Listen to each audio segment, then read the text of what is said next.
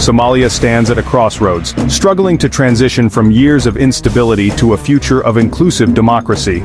Against resurgent insurgency, clan fragmentation, and constitutional turmoil, the question remains, can Somalia unify? Since the collapse of central authority in 1991, Somalia's politics have been shaped by clan loyalties, fragile federalism, and chronic instability. Despite the re-establishment of federal institutions in 2012, territorial control remains contested. Control is most contested in Mogadishu and the regions of Puntland, Jubaland, and Somaliland. Everyday life is shaped by checkpoints and local power brokers. These divided spaces set the stage for continuing political friction. In March 2024, the federal government pushed through sweeping constitutional amendments, creating direct elections and centralizing presidential power. Critics say these moves weakened regional checks. In response, Puntland withdrew recognition of the federal government. Jubaland followed in late 2024. Border tensions and competing claims escalated toward military standoffs. In July 2025, violent clashes broke out in Bele Hawa and Dalo between state and federal forces. The confrontations deepened the political standoff and increased civilian displacement. Somalia is preparing for a historic electoral shift. Local council elections were planned for June 2025, with state elections to follow and federal elections in 2026. A 2024 voter registration campaign aimed to enable one person, one vote, Somalia's first since 1969. Opposition groups warn of a power grab, citing limited inclusive engagement and perceived commission control by the presidency. Credible, inclusive processes will determine whether the promise of elections is realized. 2025 marked a strategic pivot in peacekeeping. From ATMIS to AUSSOM, a mission with 11,900 personnel across military, police, and civilian sectors.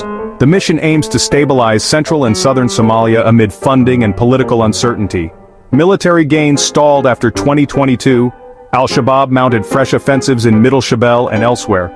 The group even attempted to assassinate President Mohamud in March 2025, an attack he survived. High-profile sites in Mogadishu remain recurrent targets of insurgent bombings. President Hassan Sheikh Mohamud deepened political alliances via the New Justice and Solidarity Party. He drew leaders from Southwest Hirshabelle and Galmudug into his coalition. Yet the landscape remains fractious. Key opposition figures have quit amid an electoral row. Accusations of presidential overreach and weakening institutional checks amplify fears of governance by fiat. Amid political strife, Somalia faces a health crisis. A diphtheria outbreak surged in 2025. Cuts in foreign aid, notably from the U.S., from $765 million to $149 million, undermined vaccination campaigns. On the international stage, Somalia and Ethiopia restored ties via the Ankara Declaration in December 2024, easing some regional tension. Somalia's geopolitical importance has drawn Turkey, the UAE, Egypt, and China, each seeking investment, influence, or counter-terrorism partnerships.